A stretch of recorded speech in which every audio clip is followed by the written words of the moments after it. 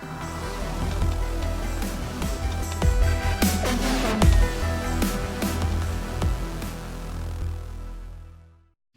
hello. Welcome to the Fieldcraft Survival podcast. I'm your host, Mike. Today, co-hosting is Mason. Again, Mason. Gunfufighter. Kurt's no gonna big get deal. mad at me for this one. Uniquely, I am in the Skillset Studio for the first time. And what's unique about that is typically I'm on my iPhone on the shitter recording podcast. So it's a pleasure to be in the Skillset Studio and actually have microphones and stuff instead of holding my phone in front of my face. Yeah. So And stuff. Yeah, Skillset Studio, which is an advancement of recording on my iPhone X, which is a big upgrade because I could record those on the shitter in my living room, in cars, which are all places that I've actually recorded a podcast. But I actually, for the first time, we're able to bring in guests. And Gunfu Mason has a good friend that, 100% is one of the most legit fighters that I know, that Mason knows. He is the current Bellator light heavyweight champion of the world. No big deal. ASU collegiate All-American, 2008 UFC Ultimate Fighting Champion. Pretty significant and substantial resume, especially in the field of what we talk about, which is survival. Mr. Ryan Bader, thanks for being on the podcast. Hey, you're making me blush. Thank you. Dude, it's a big deal, Ryan. It's I a big appreciate deal. it. Thanks Thank for you. being here, man. Oh, thanks for having me. No, I'm excited. My whole athletic career, and then I come in to wrestle at ASU. I've known Mason from when? Probably 2011, 10. Yeah. Power And MMA. Yeah, we've rolled around countless hours on the mats, trying to strangle each other, and you form a good bond with those people that you're trying to take out and then murder on the mats, and so it's a good a great friendship and just people around you, and so I'm glad to be here. It's like the brotherhood, man. It's the brotherhood that we always talk about, this tribe mentality we talk about, and that's the best way to bridge that gap is full contact sports. No big deal. I think the first time we ever actually rolled in a gi together, you tried to choke me with my belt. Yeah, you got to. And You got to mix it up. belt? And you were Bader, so I was like, He's probably blue. I'm not gonna correct you. Like he was a white belt, I was a blue belt. Yeah. All right. Yeah. I'm gonna tap out to a choke because you choked me with my own belt. We don't do much gi, right? So we No. do all no gi. Yeah. And so I'm like, there was a belt there. So I wrapped it around his neck, and he's like, I don't think that's legal. Yeah. And Whatever. Mason is not a small dude. I mean, No, Mason's a big boy. Yeah. 6'2", 220. 220. And he moves well for like a 50-year-old, Oh, yeah. No big deal. 50-year-old joints. So, Ryan, thanks for being on the podcast, man. Thanks for coming out. And, our podcast is different in the fact that we, you have a hell of a resume when it comes to fighting. And I want to highlight some of those points because I think it bridges that gap of talking about survival, talking about mindset, because to be in the industry that you're in, to be in the sport that you're in, requires resiliency, discipline, all the things that lead up to greatness, which, you're sitting on top of your game right now. Congratulations on your recent win. Thank you. You started off fighting, you started off wrestling for ASU. Take us through the story of going from wrestling to the defining moment where you decided to be on the 2008 season of Ultimate Fighting Championship, and then where you secure that. Is that what bridged that gap? What got you to that point where you're like, I want to attempt to be the best? Yeah, I think you got to go way back. I think you have to go back to when I was 7 years old. Nice. And if you want the full story, I'm from Reno, Nevada. Yeah. I grew up in the mountains outside of Reno, and we were always outdoorsy. My dad owned a construction business, and so he could never sit on the couch on a weekend. He was always doing something. If the house looked perfect, we'd re-side the whole house. And I'd work the summers construction with him, and then I started getting into wrestling when I was 7 years old, football. And then I think when I was around 10 years old, I really started to dive into wrestling and wrestle full time while playing baseball and football. But we would go to California to get the better wrestling. My parents were amazing. They'd always take the kids wherever they needed to go. They'd drive us over to California and sit all weekend in a gym, for us to compete. And so started doing that, and I never really had any downtime. It was always go, go, go, you know, and, you know, I would run 3 miles at age 10, you know, twice a week. And I remember a couple of times I would run down to the park and chill and time it and then just come back. And I was supposed to run up a mountain, right? Yeah. Little did I know my dad had set up a spotting scope and could see the mountain Nice. and knew I did not run up there, you know. And so, you know, that being said, he wasn't one of those dads that was overbearing or anything like that. It was just he wanted the best for me. And so, you know, I was doing that when I was 10 years old. And then that kind of progressed into wrestling full time. It's kind of a different community where, you know, you're making weight, you're wrestling, and you're doing your other sports, but the other sports are kind of secondary. And got into high school. I dropped baseball. I played football and wrestling. I was a good football player. You know, I was a Nevada Defensive Player of the Year and all that kind of good stuff. But, you know, I loved wrestling. And there came a time when you're going to ASU, I was able to get a scholarship. Went down to, you know, Tempe here. They took me on the campus, and it was over from there. And, you know, I loved the city and whatnot. And so get on campus, and we start the college wrestling program, which our head coach came in. It was his first year. And we show up, and they have to weed all these walk-ons out, you know, because they have guys that they're paying scholarships to, and they only have a certain amount of spots. And so September starts, and it's full go, you know, and we have a week there where they just try to get rid of those recruits. And we had guys like Cain Velasquez, you know, guys like that, and they ran us into the dirt. We're carrying guys up Sun Angel Stadium. Then we go to practice, and a bunch of guys will quit, and then we just kind of move on to the next week and just kind of kept the same, and then go through a whole season of wrestling where it's a grind, and then you're doing it over and over again, and then you get kind of burnt out. And then I was kind of thinking, man, I'm kind of done wrestling, but I want to compete. You know, where's that next step? And that's when MMA started coming around. That's when the Ultimate Fighter was coming around. Mid-2000s, yep. You know, guys like Josh Koscheck was on there that we kind of knew through a coach that was doing well on that season. So we're like, all right, there's an outlet maybe for us if we want to keep on being an athlete. And so, you know, after my junior year, we started playing around with jiu-jitsu for cutting weight. And then went out and All-American my senior year, and I was kind of burnt out. Didn't want to do anything. I got a job, immediately missed it, and wanted to go back to being an athlete. And so that was the time where I'm like, I'm going to give this a shot. I'm not going to look back and say, I woulda, coulda, shoulda, I could have been good, I was an All-American. No, we need to do this right now. I got a job, but I'm going to put in the work after, you know, work and do 2 hours of training and fight in these local shows, and kind of went right into the Ultimate Fighter. What's the lead up to getting it? You know, I grew up watching that show. In fact, I remember that season I actually was in Iraq in 2008 when I was watching that show. And I remember seeing all the guys from different backgrounds. And you were, at the time, it was for light heavyweight, right? It was all big boys. You wrestled at 197. So, I mean, you show up there and you're with guys that are a different breed, right? Because they all want it. They're all hungry. And it's all for one shot. There's one man who's going to sit at the top. So when you go into that kind of atmosphere, what drove you to succeed? I mean, did you just show up? Did you practice and do fights before going on the season, or did you show up cold? Yeah, I probably had 4 fights.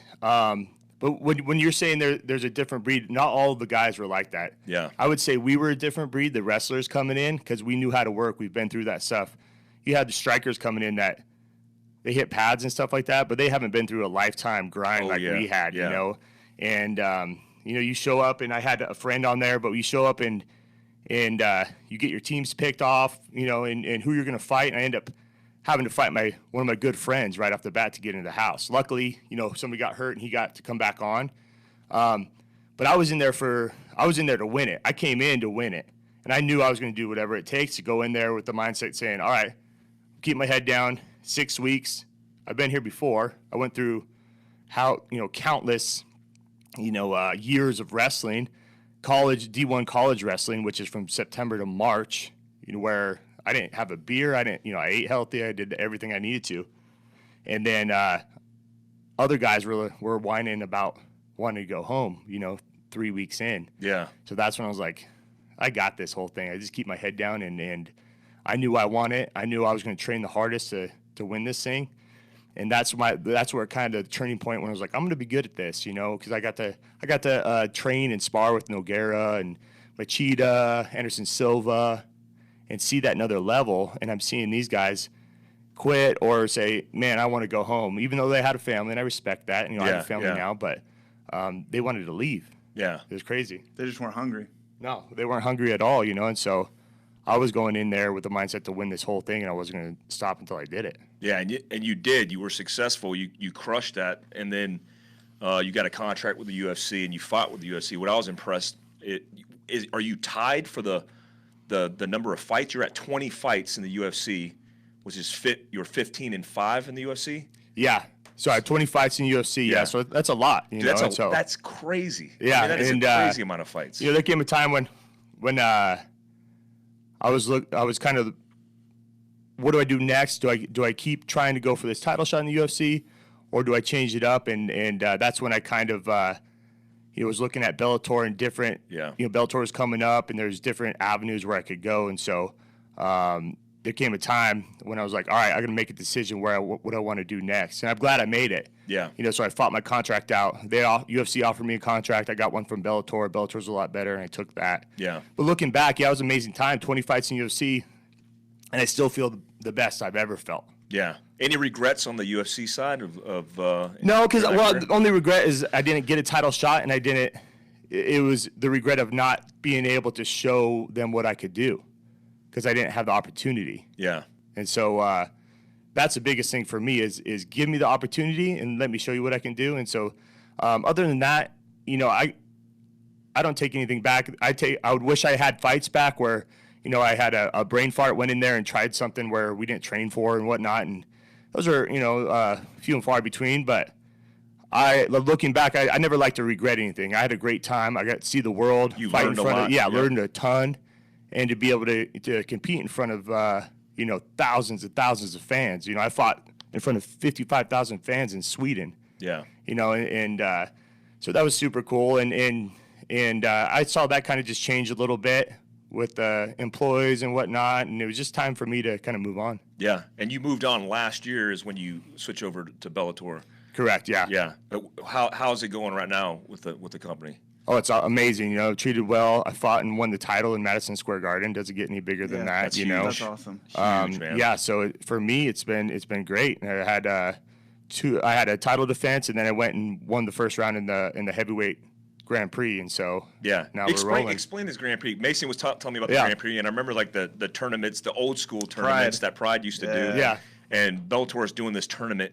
Explain to how that works. It's an 8-man tournament because Bellator does not have a current heavyweight champion. And so I went and won the light heavyweight championship, and they asked me, would you be interested in doing this heavyweight tournament? And we said, hell yeah, let's do it. And we didn't know who was going to be in there, what it would be about, and they didn't know either. It started to fill out, and you had names like, all right, Fedor Emelianenko's in. You're like, wow, one of the best heavyweights of all time. Oh, yeah. You know, Frank Mir, the same, right? Yeah. Chael Sonnen,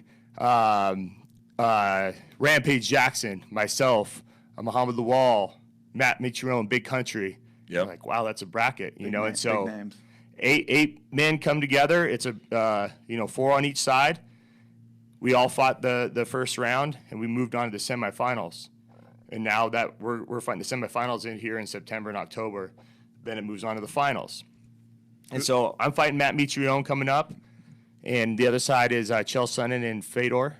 And a dream for me would be go out there, win my fight, and fight one of the greatest heavyweights of all time. Because you're 2 fights away from the two fights title away fight. from winning the title. That's man. And you'd be a dual belt holder. Yeah, I'd have Bellator. both belts, light heavyweight and heavyweight. And so When's your next fight at? And where's it going to be? this should be in October. I think it's East Coast. They're trying to nail down a date and whatnot. And so it's just one of those things where that's kind of why I moved on also. You know, I get a lot of questions like, oh, did you get cut from the UFC or anything? No.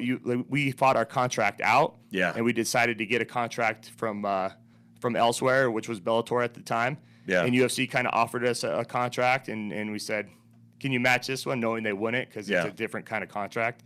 And they said no, and we said okay. Yeah, we're moving on. That's a business practice. I mean, Yeah, exactly. Hey, it's a contract. It's there. They had the opportunity to match it. They didn't match it. So what are you going to do? And you're seeing a lot of that now. Musasi coming over, Rory McDonald. Who's was arguably number 2 in the whole division and couldn't get another title shot immediately. Yeah. He left. He came over and won the title. So it's just it was a decision I made, and it was bittersweet at the time. I remember being in Brazil and thinking, man, this is my last UFC fight.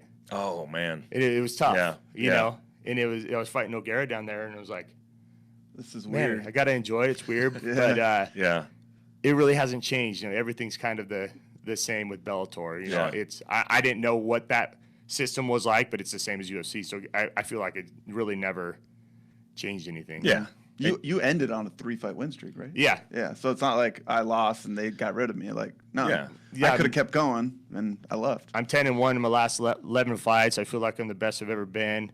A lot of that is mentally too. Yeah. Believing I'm the best. Yep. And accepting that. Whereas in the past, I always looked up to guys, put them on a pedestal. Yeah. Oh, that's so and so because I watched them when I was younger. Yep. And then which leads to questioning, which leads to my first fight was a big fight. Keith Jardine. He just beat Chuck Liddell, and I didn't know how I matched up with these guys. Went out there, the first punch he throws, I'm like, all right, I belong in here. Yeah, I got it. And ended up knocking him out. That's awesome. Yeah. Now, you just kind of bridge that gap for me with mindset. When you compete at this level, when you're fighting some of the best fighters in the world, what's that edge? I mean, what's that edge that separates you from a normal man who's just trying to get through his day? Yeah, it's a mind fuck for sure, and it's a lot of people, a lot of fighters at the highest level can't control that. Yeah. So it's controlling that. Yeah. You get a name and a date. Say I know the guy I'm fighting. I know I'm fighting in October or whatever, but it's usually, Mike, you're fighting this guy September 28th in wherever, LA. Yeah. And you're like, okay, whew. You get a little nervous, right? Yep, You're like, all right, this guy, okay, cool. You watch tape, you do your whole training camp. All training camp, you're thinking about that guy, you're training for that guy, you're watching tape, your coaches are watching tape and bringing stuff to you. So you're immersed in this person and what they do. Oh man. Yep. And then you get to the fight week, right? And it feels like, oh, it's so far away. It's 8 weeks away. I have so much time. I don't even have to think about it. Then you're 3 weeks away, and you're like, oh. And it used to be like when I was younger, you're like, oh, I can't really fall asleep. That shit's tomorrow. Crap. Then all of a sudden you're leaving on a plane to go to LA, and we get there 5 days before. And you're like, oh, I got 5 days. I don't even have to worry about this. And like Mason said, all of a sudden it's Friday night, and you've weighed in.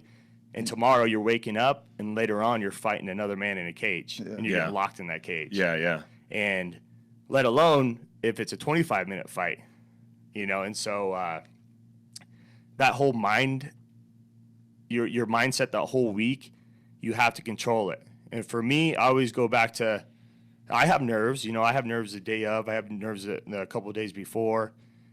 I always go back to a place where I'm like, all right, when have you ever not performed? And I'm my harshest critic, so I'll say, oh, I didn't perform here and here. I'm like, yeah, but you went out there and you did it. You just made a mistake. It's like, true, okay. And so you're going to go out there. When you touch gloves, all is going to be well. You're going to be good. You're going to feel good. You're going to feel good in that locker room. Don't let this get you right now. Yeah.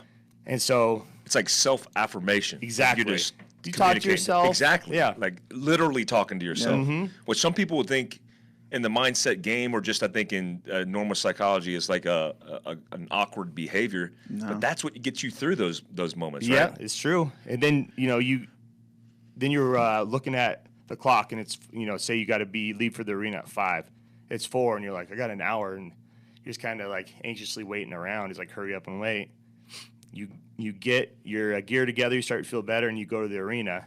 But then, I fought 30 times, and so those smells of the arena take me back to a weird place. The noises, the crowd. And so then you get back into your locker room, you do a drug test and all that, get that out of the way, and you probably have 2 hours. And you're like, I got a while. And then pretty much that sneaks up on you, but you warm up, and that's when I feel the best. I'm like, all right, I knew I was going to feel this way. I told myself I was going to feel this way. why did I put myself through all that Stress. anxiety and stress before? Because you know you're going to feel this way. Yep. Then you go out there. For me, you go out there, touch gloves, and perform, and then it's great. You go out there and get the win. It's the best feeling ever. That's awesome. Then you realize, I think I hate it, but I love that feeling of you're out of you're so far out of your comfort zone, and it's almost like a drop off. You're running here, and then you're done with your fight, and then you're down here, and you're like, what do I do now? The dump. Yeah. What do I The do adrenaline next? dump. You know, Yeah, and you're absolutely. like, I just went through a whole week of preparing for a certain person. Know I'm going to get in a fight, potentially physically harmed, and this guy's really trying to hurt me. When that's the difference between sparring and getting in a fight. You're like, this guy's trying to hurt me, Oh yeah. knock me out, choke me out, whatever. And so you also get addicted to that feeling and love and miss that feeling of being alive, I guess. And, Oh yeah. and You're going to war. Like, what? You're preparing for war, and then that lead up. It reminds me of I was just when you were saying that in the preparation phase where we'd call it intelligence, where you're just getting information, and you're building in this target packet because you're trying to get his weaknesses and everything else. I remember in Iraq, we get these AQ Al Qaeda operatives or these guys that were had these call signs that were real cool, like the Devil of Mosul or something like that. And then you start doing all this information analysis, and you're like, dude, this dude's a bad motherfucker, man. Yeah. This dude's gonna fuck us up. He's got PSD, he's got security elements. And then you kick in the fucking front door after this big buildup, and the dude's crying. And you're interrogating him, and he's in tears. And you're like, this is Al Qaeda? This is the baddest dude and terrorist on the planet. And he's sitting here crumpled, and he's crying. And so I think when you're in that fight and that lead up, in the execution phase of it, you feel and understand everything that you planned for, all the pain, all the suffering led you to that moment.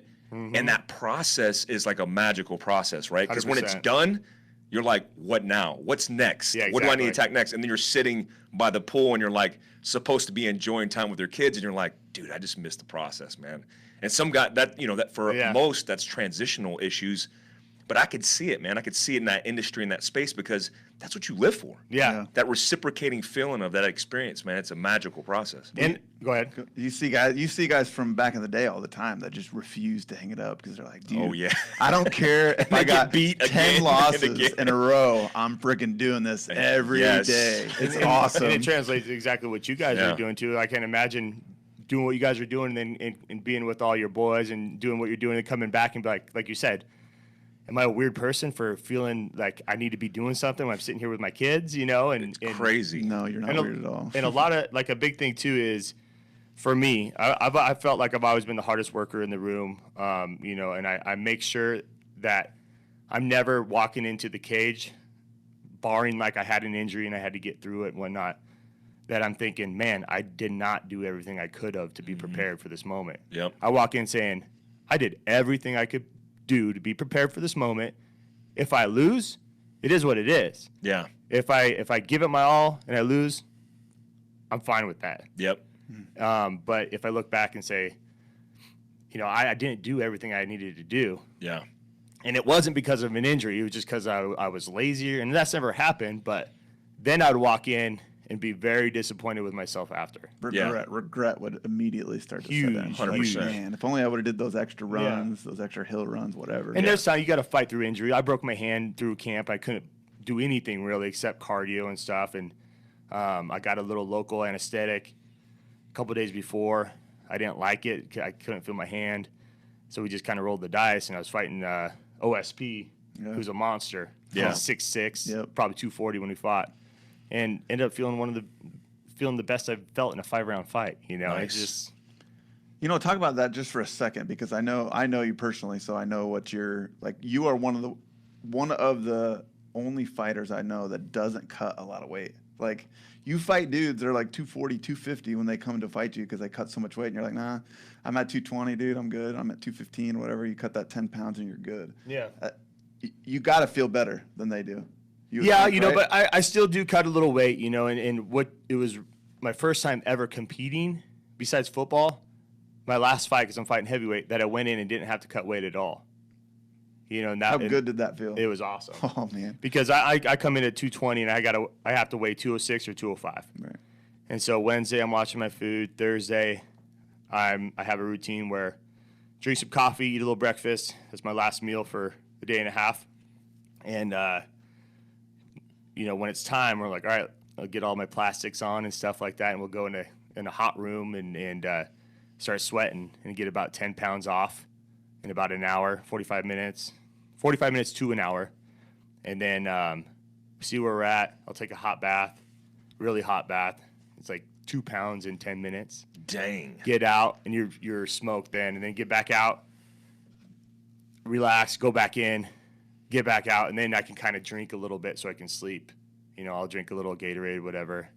And then in the morning, get back up and do another hot bath, and it's usually 3 pounds. Then go weigh in, and you feel like shit. Yeah, Oh, yeah. yeah. And that's a fight in itself. Oh, you know? yeah. And so then you get done with that, and then you're like, oh, I can eat, I can do all that. Then you're like, oh, shit, I got to fight tomorrow, too. Oh, and I don't cut that much weight either, like he was saying. Yeah. Guys will kill themselves to make a weight. Yeah. Any pre-rituals, pre-fight rituals that you do that kind of, have made a significant difference that you've noticed throughout your career? As far as like right before the fight kind of deal, like superstition kind of stuff. Yeah, yeah. I always pack my bags.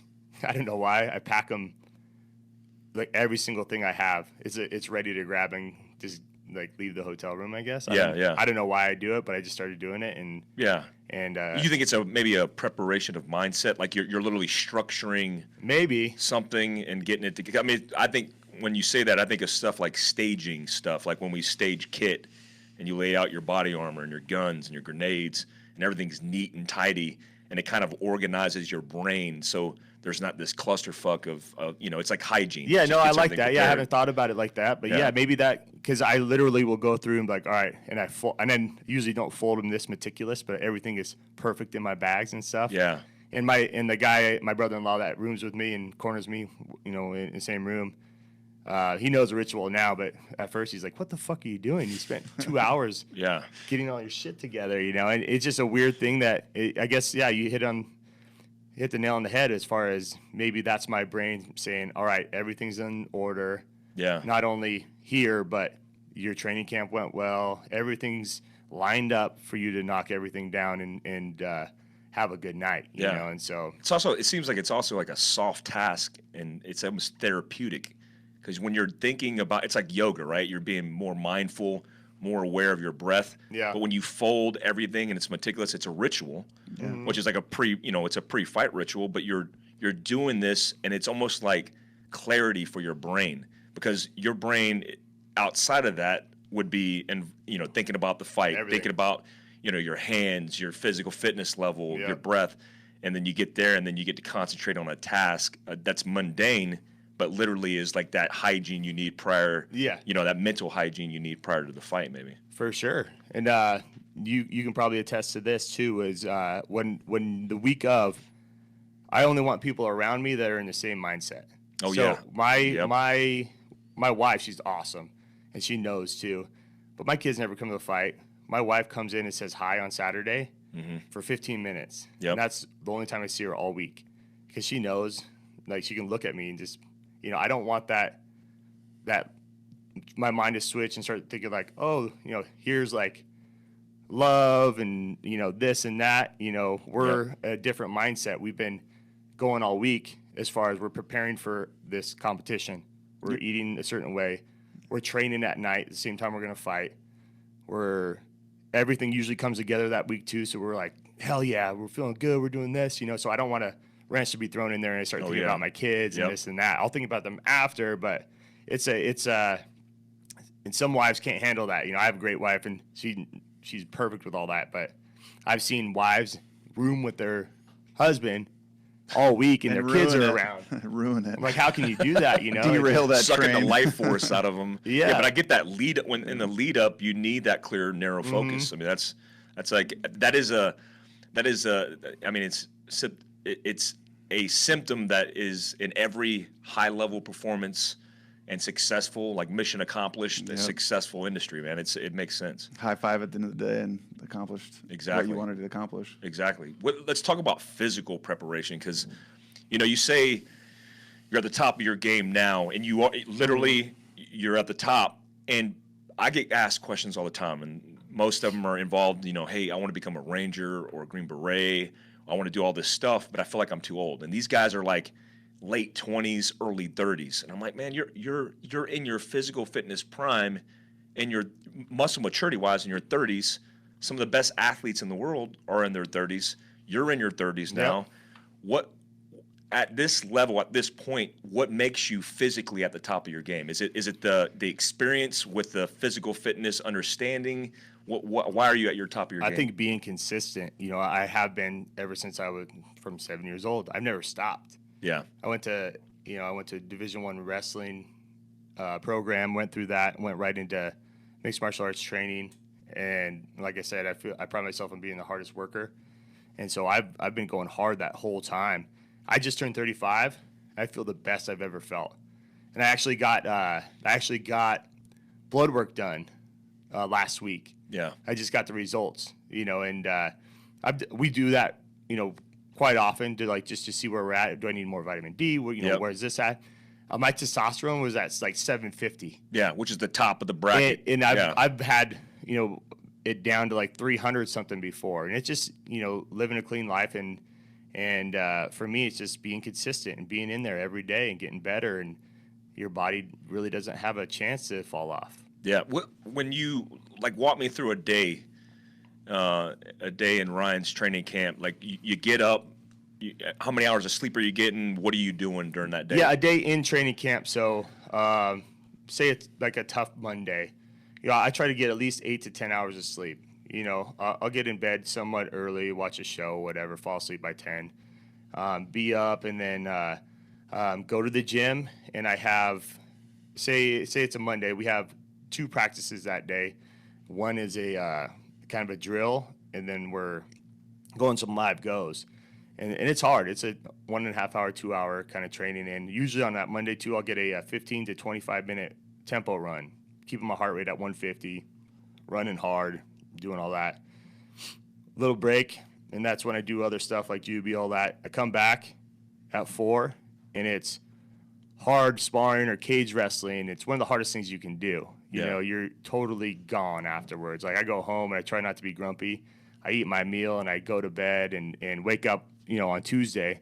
I'm looking forward to my rest day on Wednesday, and Tuesday do it all over again. Yeah. That's tough on your body. Have you noticed the recovery process since you've been getting older that it's a harder recovery? A little bit harder. But like today, I try to keep it up. Today we have a gym and it's hot. I'm sweating right now because no AC. Right before this, because I like to keep myself going. I did a lift, I did a mitts and drill, and then I just hit a hard aerodyne bike right before. Yeah. Right before I came over here, and just to keep my body just ready. So when I start a training camp, it's not like, okay, we're starting from scratch. And that's what a lot of people do. You won't see them at all. Yeah. And so I just like to keep myself pretty primed. I have fun and do whatever when I'm not having a fight, but I'm consistent. And I think that's the biggest thing. Yeah, I remember talking to you about stuff like that and seeing dudes that were in the UFC, and you're like, you see them in an interview or doing military stuff or whatever, and you're like, that guy kind of looks soft. Like, he's 250, wow. And he's 205. He's got a fight coming up. Yeah. And then you see him on weigh-in day, and you're like, damn. Yeah, they're taking off-season to a whole new level. Yeah. That can't be good for you. No. Keeping up with the game. Yeah. It's got to be way more healthy for your body. Yeah, but it's something that you've done your entire life. Yeah, it's a lifestyle, right? You have to. I've never not worked out. If I joke with my wife, if the dog doesn't get walked, it's going to get crazy, in the house, and so thanks for putting up with them. Yeah. So for me, it's like, if I'm not doing something and it's been 3 or 4 days, I get nuts. Yeah. I have to be doing something. Yeah. They're crazy. Yeah, I've been there before. I know what that feels like.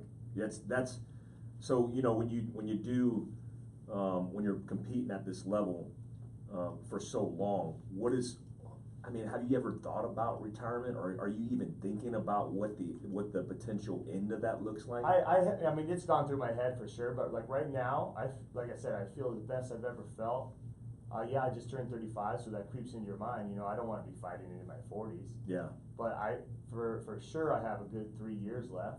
Yeah. You know, and I don't like to put a date or a number of fights on it, because I don't know, as long as I'm having fun and I'm doing the work to prepare, then I'm good. Yeah. When I'm walking into the cage thinking, man, I've been half-assing it, or, you know, I haven't done everything I need to do. Yeah. I need to get out, because this is a game that you can't have 1 foot in, 1 foot out. Oh, yeah. Because there's consequences to that. Oh, yeah. You know, and so I pride myself on, especially in this tournament, not saying that the guys that in the tournament are kind of like that, but I think some are. I think there's some like, oh, do one more fight, see what happens. One more fight, see what happens. Yeah. And then you can't have that mindset. Yeah, there's gonna be penalties for They that. just want that next paycheck. That's Yeah. it. There's gonna be penalties for And that. if they go out, Yeah. and you, okay, I won again. All right. Now what? Let's move on to the next one. Yeah. And just kind of waiting until they get flatlined and be like, okay, now's the time. But there's a lot of guys like that out there right now. Well, you're probably always thinking about it too. If you set a date like, oh, I'm gonna fight till I'm 38, and then you're like, oh, shit, I'm getting close to retirement. Oh, yeah. Then you're thinking about it all the time. And Yeah, like, it's just bad to have that. yeah, it's better just to not think about it at Yeah. all. Well, what would Ryan Bader be doing right now if it wasn't for fighting? Like right now, I have no clue, Do you honestly. want more Parmesan? used car salesman. Yeah, I don't Gym. know. I'm real, like, I'm pretty, like, even keel, but I have that, like, it's not a hyper deal, but it's just like I always have to be doing something. Yeah. Movement. Super driven. When I got a job, it was in sales right out of college, and I hated it. That's not good for you. No, I Yeah. hated it, you know, Yeah. and so, yeah, for me, I don't know, you know, it was something like, oh, I wanna do something outside my comfort zone, I wanna do some sales and kind of go from there and see what happens, and then I realized, I don't wanna be in a cubicle, I don't wanna do this, even though we were outside doing stuff, I'm like, it's not for me. Yeah. Yeah, so I don't know, you know, and like, What about teaching? hell no. No? Don't No. want nothing to do with it. As far as like mixed martial Yeah, arts and yeah. stuff, I've been in. It's hard to say because right now, like, and I'll always be involved in it. Yeah. But I've been involved in it so much. I want to do something else. Next stage. You know, and so for me, yeah, I've always been in athletics my whole life, and so, you know, for me, it's, you know, growing up too, I've always had competition, and so when that's taken out, and it was for a little while after college wrestling, I was like, I'm missing something. What now? What now? You know, Yeah. and so that's why I started training, knowing damn well I was going to do it, but I was like, I'll just train to keep in shape. You know. But What are most fighters doing nowadays? Like you see these guys and they're like at the top of their game and then they drop They're off, gone. completely gone. And I always wonder because I've always equated, you know, growing up in special forces, we've always trained around the best fighters because part of it was combative, right? You want to be physically fit, but also be able to tangle with somebody. And so there's always a program or a regime, and you know, whether it was jiu-jitsu or kickboxing, I would always see guys who were like at the top of their game in special operations that when they got out, they would lose themselves. They didn't know what the fuck they wanted to do. And then again, like you said, you can't take a guy who's been operating at that kind of level, put him in a cubicle. They'll freaking destroy everybody in every cubicle around them. And it's just like releasing a wild Malinois in the wild. I mean, it's not healthy for society, let alone that guy and his family. So I always wondered, like, hey, you know, when you're a fighter, when you have a regime, you have a program, you have a process that you've done your whole life that results in just destroying a dude and then resetting and doing it again. When that ends, when that door closes, like, what the fuck do you do? And I almost feel like, yeah, it's but, like, well, it's how do you, and maybe, you know, a lot of guys go into coaching, like he was saying, and they're still around it, and they have guys that they can get that from. They, you know, they put a fighter through a whole training camp, and they go, and the guy goes and wins, and it's a team thing. Yeah. But I know what you're talking about as far as going back to that feeling like week of, and like you guys obviously have it times 100 when you're operating and do whatever at this level, and you have those peaks where you're like, yep. I'm alive, you know, and you're like, Oh, holy yeah. shit, whether it's Yeah. getting shot at or whatever, or whether you're walking in a cage and the guy's trying to fuck you up, you Yeah. know, you're like, all right, now what do I do? What is my peak now? Is it going, is it going surfing? you know, or is it, you know, guys will be like, all right, now I'm doing jiu-jitsu and I'm going and competing in jiu-jitsu or something. They got to have that outlet for sure. Yeah. You have to have an outlet, guys like Have that. to. Otherwise, Yeah. that outlet ends up being, you know, alcohol or getting in fights elsewhere on the street, or you have to have that. And I think it's a certain person too that goes into your kind of field or wants to go fight somebody, you know, and not necessarily but they want that experience, right? They want to go out there and be nervous and be like, what the fuck am I doing right now? Yeah. Right? Yeah. But then after you're like, that was incredible. The best feeling Yeah. in life. And so, yeah. Yeah. And you know, I have a bunch of buddies in special operations and stuff, and a lot of them getting out too. And it's the same thing, you know. And you know, congrats on what you're doing. You know, with all this, it's amazing. Yeah, thanks, Ron. You know, and they're all kind of the same as far as, you know, he's like, man, The mindset. I don't know, you know, and this and that. He's like, maybe I'll do some security, and maybe, you know, it's every guy, right, that comes out, and it's I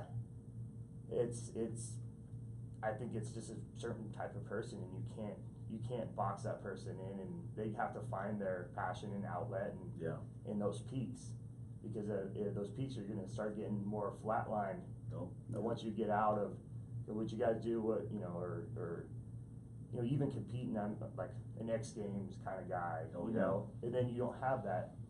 What do? Some people turn to drugs and alcohol to get those peaks. Some people compete in jiu-jitsu. Some people carry on you know, with their passion, which is maybe skiing or something like that. But, well, it's all these careers that are lifestyles. Like, it's not just a job you go to. Yeah, it's not and a then 9 you to go 5. home. Yeah. It's like you said, you trained your whole life, and you continue, even when you're off, you're training. Yeah. Special forces, you're always training, you're always in missions, and you come home, you're like, I just want to go back out. The cops, you know, the cops been 25, 30 years, like, they go to the supermarket, and they're like, oh, man, you know, they're always looking around at that level, and then they're done, and they're like, it's detrimental. Now what I do? Like, mentally, it's detrimental. They need to find something to do. They need to find hobbies. Like, and it sucks for families too, you know, because families they're involved with that, and they could see whether you come back and you're elsewhere or whatnot, or I know when I come back from a fight on Monday, I'm like, I'm supposed to be just chilling out. Yeah. I'm just trying to find stuff to do. Yeah. Because I can't just. You feel like you should be back at the gym already. Yeah. I feel like you should be reset. Let's get ready again. Doing exactly. 2-a-days. There is no downtime. Well, you know, you're getting involved in business too. I think it's pretty cool. I talked to Mason, and Mason introduced me to some of the stuff that you're doing, which amazingly for me, and even in the one of the co-owners of Skillset magazine, even he actually was a free fall instructor of mine. And I see guys like that coming into business and being successful. Business is, what's cool about business is allows creative outlets, allows you to be involved, it allows you to be you know, a sole proprietor kind of your destiny. And I know you're doing some business stuff on the side that you're taking part in. What's your business that you're doing, and what is it? Yeah, so I mean, for us, we have a couple different supplements. They're basically 2-ounce shots, and the one we're holding right now is called Jubi, Jubi. And it's a cognitive enhancer that helps with you know, energy and cognitive enhancement, but also stress relief. And I mean, you guys can attest. You guys like it, like the product. Oh yeah. People we give it to like the product. We just kind of wanted to do something. We wanted to formulate something that could help. It wasn't just an energy drink. And trial and error, we found a good little mix of ingredients and gave it to, you know, the people at the gym, whatnot, and we found one, formulated one, and gave it to people, and they came back and were like, hey, do you have any more of that? You know, and so that was me. It's like a drug. I was like, Mason, you got Jubi in your trunk? Man, I wish I recorded some of the reactions when we'd show up to a gunfighter pistol or whatever, and I'd give you one, and then the next day we'd do gunfighter rifle, and you'd be like, hey, what you got some of that Jubi, bro? You got some? Or even a text prior to, like, hey, do you got any more of that at home? Can you bring some in for me? You know, so we were basically sitting there and like, and my brother-in-law was part of it too, and we were like, let's just try it, let's do it. And we've never done anything like that. You know, he's kind of done stuff like that, but not a tangible product. And so we formulated it. We found a manufacturer. We found, you know, wraps, whatever. got it going. I sent it to a guy in Vegas that I know. He sent it out to a big distributor. They loved it. Kind of the same thing happened. Gave it to the warehouse guys. They came back and wanted more. And so now we're on Circle K's kind of throughout the country here. And we're in Mavericks. We're in Mapco's in the Southeast. And tryjubi.com. You can find out more, tryjubi.com. And then we also have a new one. We actually just kind of squeezed in just a really unique deal, little government contract selling to Navy ships, and that's going to be fun. It's going to start here in July. You know, when the ships come in, obviously it's classified, but we get a little ping when they're going to be in port, and go out there, and the sales guys go in and try to sell it onto those ships, and you know, there's however many, 500, whatever. All different kind of ships, and trying to get it in there, you know, and so it's fun, and it stimulates me in a different way, and you know, it's not just, I can't just be a fighter and train all day, you know. Yeah. I'm a husband, father, mixed martial artist, but I also want to get other stuff going. So when I do say, all right, I don't want to fight anymore, it's not like You got something else I to do. have to fight. Yeah. You know, it's like, all right, I got something else to fall back on. I like it. You know what I like about Juby actually is the fact that, you know, I'm notoriously associated with energy drinks because I just crush them, and I actually teach Monsters usually. white monsters usually. But what I usually teach, even when I'm teaching firearms, I teach that, hey, you know, and you experience this in fighting. There's a curve. You know, it's a name curve, but it's a curve of understanding performance and your physical abilities in that curve. Like when you're optimized and usually associated in beats per minute, you're focused, you're attentive, your hand-eye coordination's better, and then you get off into, you know, you get too far up in that, and you start getting jittery, you get weird, you start making bad decisions. But for me, you know, when I was in the military, my resting heart rate was like in the 30s. I was super crazy, like fit as far as endurance wise, and I started shooting. If I shoot a drill and demonstrate a drill, and I'm on a pro timer, if I don't have anything in me, and in order to accelerate my heart rate to allow me to get a little caffeine or a jolt, I'm super sluggish. And a sluggish might be 0.2 of a second, but I like to be super fast. On and point. Unless I'm running or, you know, doing burpees prior to a drill, I don't get there. And what I like about this is it doesn't make me feel jittery. Like if I drink a Monster, you get anal leakage. You get it all. Take shits all the time. It's just weird. You feel funny. But this, I actually like this because I feel super focused, like unreal focus. Hashtag anal Well, leakage. try a Monster and drink a Juby. Yeah. And then an hour from now, drink a Monster. Yeah. It has a weird way of kind of mitigating the bad effects Part of of it. caffeine. Nice. I've kind of learned that over the last 3 years. You know, I'll drink one of those or drink 1.5, and then I'll drink a good amount of caffeine. And it kicks it back into another level, and you're like, ooh, Are okay. you using any accelerated caffeine before a fight? No, because help you? like you were saying, because that I don't like to put anything into my body that I don't train with. But on top of that, I can spar and be fine as far as anxiety and stuff like that. But you don't want to offset that. You that have balance. a different different emotions going on right before a fight. I do drink caffeine before a fight. I'll drink, and I can drink a lot of caffeine. I'm like you. I crush it and be fine. But I'll drink like a 3/4 cup of. I'm talking about a regular cup. My cup in the morning is probably 3 cups, right? Yeah. I'm talking about a regular cup of coffee, maybe 3/4 of that. Say it's maybe 80 to 100 milligrams of caffeine. I'll drink that 2 hours before we go to the, or when we're about to leave, which is about 2.5 hours before the fight. Yeah. And that seems to it wakes me up, but it doesn't get me Jittery or that head space where you're like, I'm on a different planet right now. Yep. Because your different emotions are flowing. And so I don't want to go crush 200 milligrams of caffeine and all of a sudden be like, I'm usually not in this state. Yeah. And then I introduce caffeine. It makes you anxious. So makes you I'm feel haywire weird. right now. I don't feel strong, you know. Yep. But I mean, I do like it. And I do thank you for the good positive review. But I do like about Juby is it doesn't give you that. And it gives you more of that focused, you know, stress-free, I can do anything kind of feeling. Is that other one that you're talking about for the Navy ships, is that going to be released to the public? Eventually, yeah. We're going to get everything dialed in, you know, with the government and then release it in the public for sure. It's cool looking. You know, it's yellow, and it's more of your energy drink looking. Bottle. Boom in your face, and it Yep. kind of hits you in your face right at the beginning, but we still have all the nootropics in here, the theanine, you know, caffeine obviously, Bacopa and the other one, and so you feel good all day, and you still have that sharpness. And you can take that one every day. You take that one every day, yeah. Because this one's like 48 hours or something like that. We like people to only drink 2-3 times a week because there is an ingredient in there that is a very powerful nootropic, and you can build a tolerance to. So we don't want people taking double and triple. So is it bad to just chug 3 of them? Is that Oh, bad? hey, you're good. No, you're Mike Glover. It's good. Don't worry about I'm it. bro. 240 pounds, so that, dang. Well, part of your shakes at our classes is the fact that you don't eat as well. So That's true. you smash I fast. I monsters. like in 20 fasting. Hey, Mike, Drink here, caffeine. eat this. Here, drink. You're doing this. the low carb monster Yeah. and with no food. Dude, I always do Every that. time. But I it's gotta- so bad for you, man. I gotta That- force feed you sometimes. You do at the have classes, to do that, man. It's so weird. But I'm still fat. I don't understand Shut how I up. can You're get through so it, man. stupid. Kurt's not here to say that, by the way. You That's don't have true. to admit to that It's today. true. He's on a plane right now, He flying is. away. Safe travels, brother. Yeah, safe travels.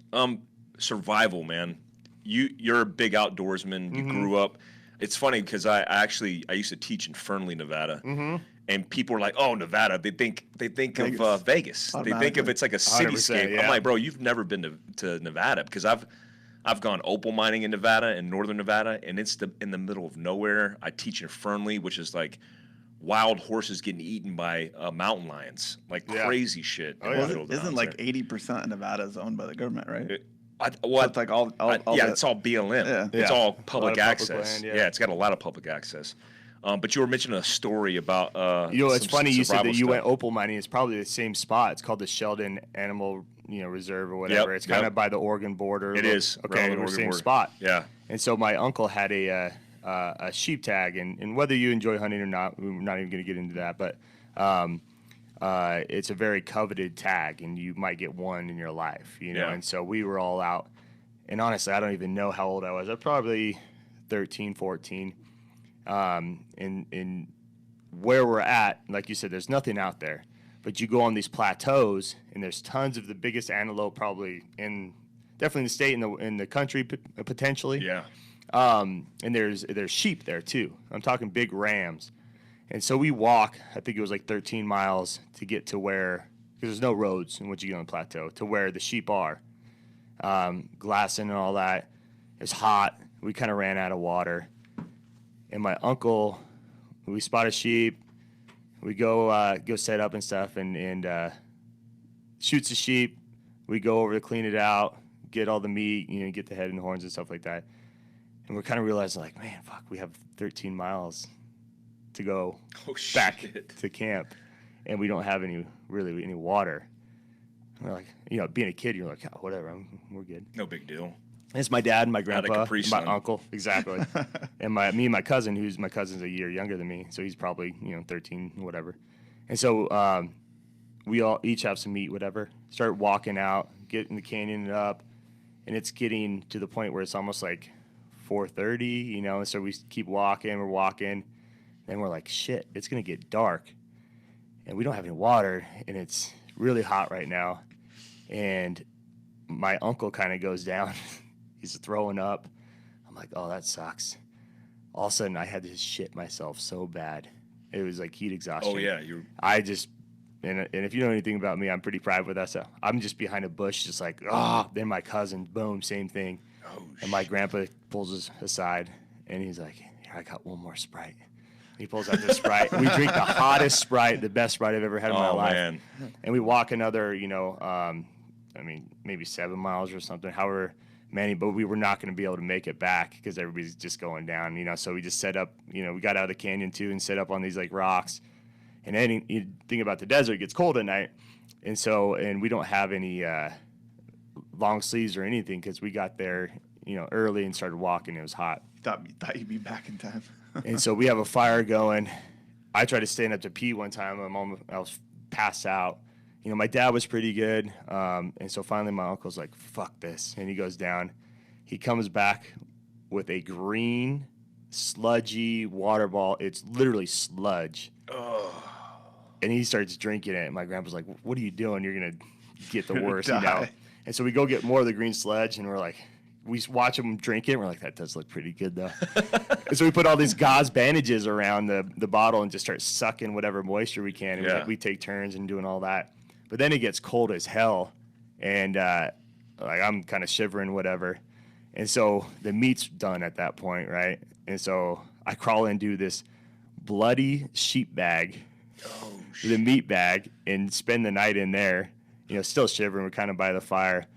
And then we're all just sitting around, and I'm like, fuck this. I asked my dad, I was like, can we just go to make the last little bit back to camp, you know, because it was 5 a.m. at that point. And he's like, yeah. So we woke everybody up, and then we just kind of mentally toughed it out, shitting on the side. Dude, the whole time. Awesome, man. We get back, and I'm not joking. It was, I mean, this was back in the day too. So we got back to our camp, and I remember we had like Sunny Delight, the big old bottles. I literally took that, crushing it, and talk about shitting your pants even more. 90% sugar. Yeah, I just crushed that. I was drinking a Pepsi, anything that tasted good, and we finally got back. But it got kind of scary for a while. You know, my uncle was kind of bad a little bit. You know, and we were all had heat exhaustion. You know, so you know stuff like that. You know, it's fun to talk about now. You know, but I was in. I was good. So another story real quick is that we were in British Columbia, and we were hunting, and my grandfather took us all out when we graduated college, me and my cousin and my dad and uncle, to go hunting up there. And I had, they all had guides and stuff, and I had Hillbilly Bob guide. No shit. Go out there, and I have all the, I have Gore-Tex, rain gear, shit, because it was about to snow. He has his flannel on, and we go out. It starts snowing even harder, so we get on a tree. He's like, man, this is going to be a pretty good storm. I'm like, yeah, no shit. Like, you just look out your tent. You sure that wasn't Mike Glover? I know. You look out your tent, you're like, yeah, I know, and I'm good. You know, I'm in all my stuff. And then he's like, we probably should get back because I don't have any gear. And I was like, do you want my coat, whatever? And he's like, no. And so we're going on horseback.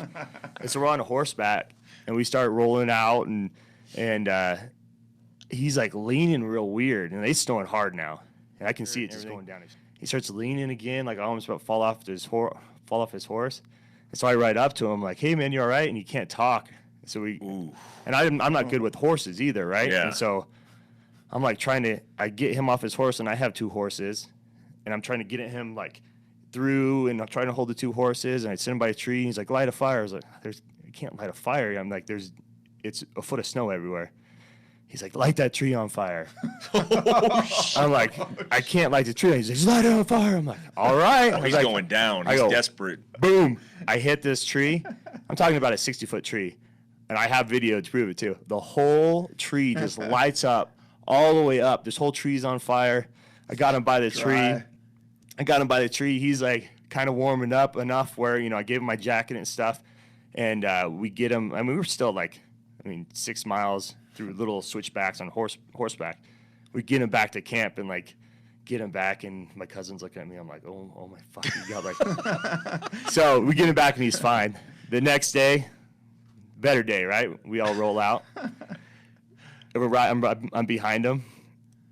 I see this huge fucking bear just stand up. Boom. I'm like, oh fuck. I was trying to unzip my scabbard to get my gun out in case I get bucked off because I'm not really good on horses here. And then the horse was like, oh, sorry. Shit. I'm trying to get and I have a 300 Ultra Mag, so yeah. I'm good if I have my gun, hopefully. And I finally just get him to walk away. And then I'm like, same guide. I'm like, hey, there's a huge bear right there. And he's like, no, it probably isn't a bear.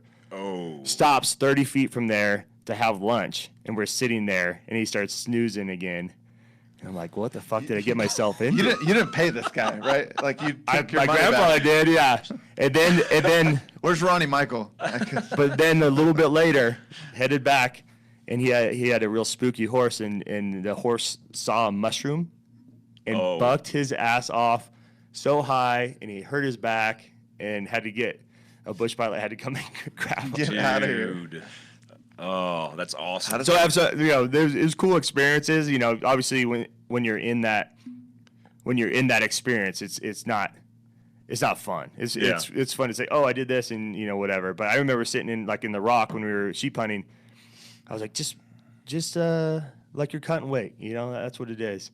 You're just cutting weight for the day. You're gonna get back to the camp tomorrow, tough it out, whatever. Yeah. Well, as a kid, I mean, when you do something like wrestling, which is obviously very intense, it requires a lot of discipline. It teaches you all these things that transcends, especially in survival, right? Because when you're trying to survive, you're tapping into your Rolodex of experience. And one of the things that we teach is you can't just have a technical skill set like shooting a gun and not put yourself through stressful experiences outside of that and expect to survive something that's requires resiliency. And it's like all those little experiences of being outdoors and being hunting, having issues with hypothermia or water, that you learn, like, hey, this is the mindset you have to have. And some people in those situations fucking die because they're like, I'm just not going to make it. And you're like, what? Well, they've never been uncomfortable. Well, they've never been uncomfortable. And then it's like their first go-to is just like, I just give up. I tap out. And you're like, what the fuck? Like, dude, we're like 5 miles from camp to live, and you're willing to sit here and die. But it's crazy, man. It's like, it's what's rarer and rarer that I've seen. And I'm sure with you having kids now, you know this.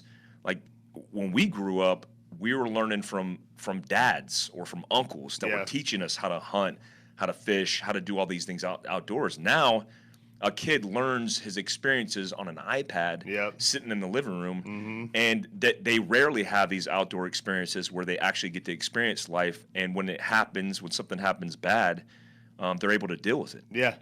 Well, what are you doing are you doing anything with your kids? Yeah, now? I mean, we're taking our kids up north, and my in-laws have a little place up in Payson, which is hour and a half away, from Phoenix, and a whole different landscape, and so it's beautiful. Yeah, it's amazing, man. We're taking them up and taking them fishing, and there's some cattle that need to be kind of processed and stuff like that, so they'll help process, meaning just some shots and stuff, and they'll be involved in that, and then we'll do some shooting and stuff like that, and just have them be around, because that's how I grew up, right? And hunting, and like I said, whether you agree with hunting or not, myself, our whole family went. My grandfather, my uncle, my dad, my cousins, and like you said, they were teaching us, and we were having fun and bonding and all that, and it wasn't, I can give two shits if we were actually hunting. Yeah. It's an overall experience. And so I try to do that with my kids as much as possible, and yeah, you're gonna have them on their iPad or whatever. It's gonna be. I have 3 kids. It's 6, 5, and 3. Nice. And so the iPad is our babysitter for an hour if we need to get something done or whatever. But you're right. We try to actively get back to, how I grew up or how my wife grew up, where you didn't have the iPad. You got out and, you messed around on a 4-wheeler, or you did, played in the irrigation, or did whatever, Went to the lake. Yeah. Everything within reason. I think, like you're saying, give it to them for an hour or whatever. While let the parents do their thing for a little bit, eat dinner and conversate, and then go back to having fun. Or do that other thing. Yeah, That's how those 3 kids. I don't get it. bro. Yeah. No, we'll be like, Mike's a virgin. So. Yeah. They'll be like, hey, Mom and Dad, I'm like, hey, we got to do a conference call real quick. We got to make the bed. We'll make up the we gotta worst make the bed. bullshit excuses. The conference call, Yeah. a video conference call. We're going to shower. They're like, oh, you don't hear the shower, man. I'm about to get in. Hey, so awesome. honey, we need to make the bed right now. Dude, I made the bed get Again. up here. Why I is need it to taking make so the long bed. to make the bed? You don't get it. For hunting wise, so you grew up hunting and you're hunting now. I know it's a controversial subject, but who gives a fuck? Yeah. What boggles my mind is you hear all these people who are talking about they're all against hunting, but they're all about going to the grocery store and getting all their shit. Buying you some steak. We did a post the other day where it was like something, because we have Jim Shockey on the podcast on August 1st. Jim Shockey's controversial in some circles and in most circles that are outside of hunting. And he just killed a bobcat? Not a bobcat, or mountain lion. No. I thought Was it a bobcat? I thought it was a bobcat. It's a big ass bobcat. No, Maybe it was like I need a to look. puma. I'll look. Yeah. It was like 100-pound cat that attacked him, and he wound up smoking it. But we did some kind of post, and some dude's like, "You fucking hunters, you make me sick." And I'm like, dude, what? Like, if you're a naturalist, which I'm assuming that most of these people think they are, I would think that you would want to source your own meat, want to be in the outdoors, want to be hunting, as opposed to just processing and supporting a fucking factory farm that does that shit. Cougar. Yeah, Close, mountain lion, close. puma, cougar. Close. there. Puma, whatever. House cat. Big House cat. cat. Big cat. Whatever. 100 Yeah, pound cat. yeah, 100%. You know, and it gets to the point where I don't like. I enjoy the outdoors. I enjoy hunting, and I enjoy the other side of it. That's where I get to get away, and you're in the whatever it is, desert, woods, you know, marsh, wherever you're hunting, and that whole experience of getting excited, prepared, and going out there, and sometimes you don't see shit, you know, but yeah, for me, it's always been a part of my life. But social media wise, I never post Hunting pictures. because you get the backlash Just of want just the drama. the drama. And I don't even Yeah. want to deal with it, right? Yeah. Wasn't it Matt Hughes recently, like a couple of years ago, he got like destroyed from posting something. You know, like Chad Mendez is, you know, that's what he does. He has Chad's a big hunter. has an Yeah, outfit, you huge know, and all hunter, that. And he posts all the time. And if you look at his comments, Oh, dude, it's insane. you know he's hunting. You know he's going to post pictures of him hunting, Yep. and he still gets murdered on those comments. You know, it's just. And in the U.S. has one of the best systems in the world as far as managing the wildlife. Absolutely. You know, that why do you think Yeah. everything is flourishing? And I'm not saying everything, but you know, it's ran very well. You know, and you know, I recently took up bow hunting. I hunted with a rifle my whole life, and I moved down to Arizona and not knowing the place, you know, and whatnot. There's over-the-counter deer tags here, and so Yep. we'll go out bow hunting, and it's a challenge, you know. Super challenging. Yeah, and we'll go up in Prescott area where Yep. aren't you guys going up there? They're moving Yeah. soon or Yep. something? Yeah, we where just we're at. landed. Yep. We just landed. We just got there a few days ago, but we actually just went to, was it Bass Pro yesterday? Yeah. Yeah. Picked up a target, on sale target. It was missing an antler, but it was a styrofoam target Oh, yeah. for bow. But I love the art of it, right? Yeah, it's so fun, It's yeah. so fun, man. It's so technical, and you know, I shoot guns. I do all this stuff that's like this tactical stuff. But when I have a bow, it's like I could check out and just Yeah. do something that requires a lot of thought and a lot of, you know, concentration. But it's just like my own little spot, man. My Yeah. own little place. That's why That's I like cool. it. It's cool as fuck. And for example, we were up in Prescott there, and we glassed a really good buck. We're like, all right. I'm like, it's far, probably a mile away. I'm like, I'll go try to sneak up on it, and you know, he was sitting there glassing, and I knew where it was, and you can use like the land markers and stuff like that. And I'm like, I gotta be close here. And then I see the deer. I'm like, oh, and it was probably like a 2-hour stalk just to get there. Damn. And I was going slow. And I'm like, this is a big deer for the time, whatever. So I'm getting ready. All of a sudden, a jet flies by overhead. And I'm like, well, I was like, it could be good or bad. I can move when the jet comes and get a better shot.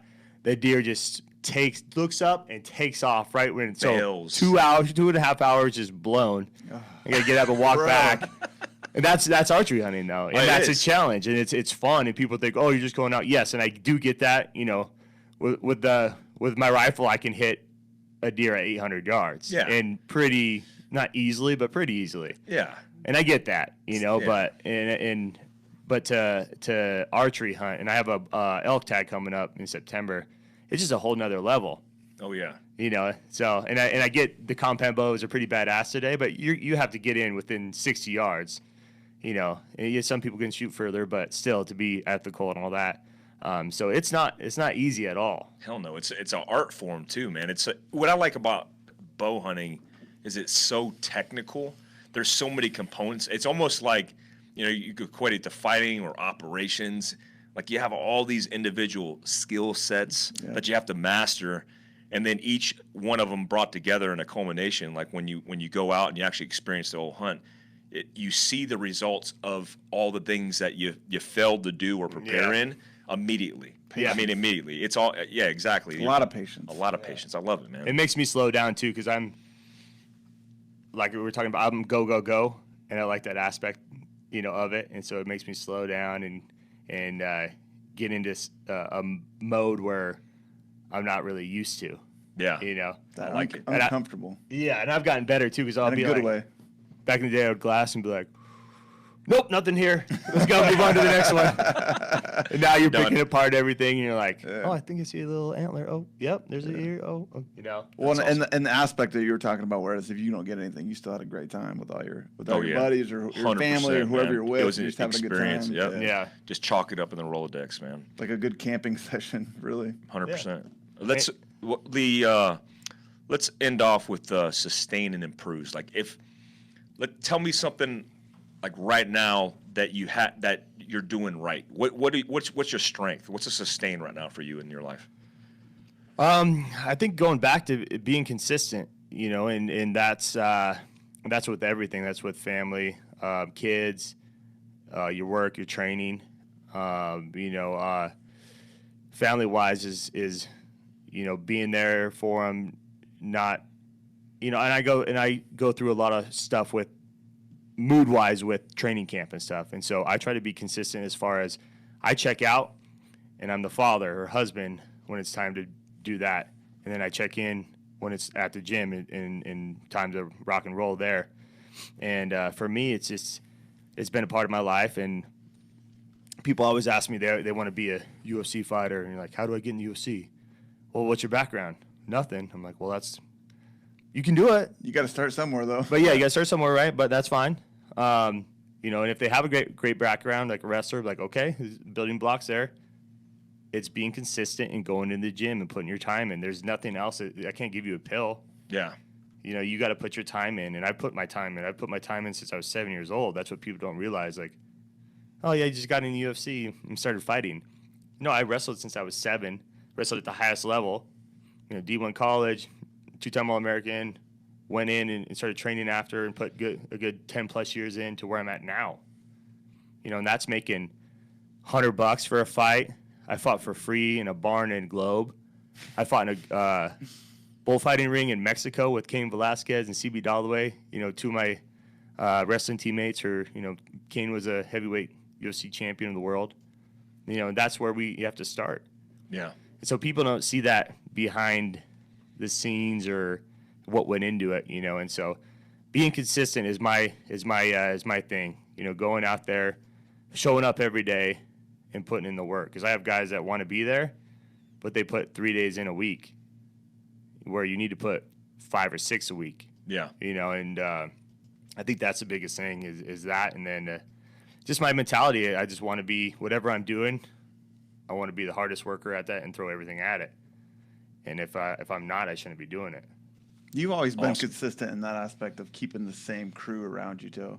Like keeping good dudes around, like Jason. You are the Cannons company you has keep. been Yep. has been with you since the beginning. as far as I 100%, know. and that's you That's nailed it there. massive. As far as you go to a fight, there, you know, everybody's like, oh, congratulations to you, right? But it's the people around you. It's like he's saying, It's a It's your tribe. Jason, Yeah, Jair, you know, the people that have been around you that have put just as much time into it as you have. You know, your And not switching it family, up. your wife, and you know, and that's the team aspect of it, which is cool. What's your improve? If you have to name something up to this point that you need to work on, what is it? I'm always working on my mentality and getting stronger mentally to the point where I feel like I'm invincible. You know, that's where I want to be. But I think that's my biggest thing, and I've improved that so much over the last 3 years, so I see improvement there. But I think that's where really everybody needs to improve, and that's where I need to improve the most. Physically, I've been there, done that, but mentally, I want to keep getting better and better. It's a work in progress. That's like an everyday Believe in process, myself, right? the whole deal.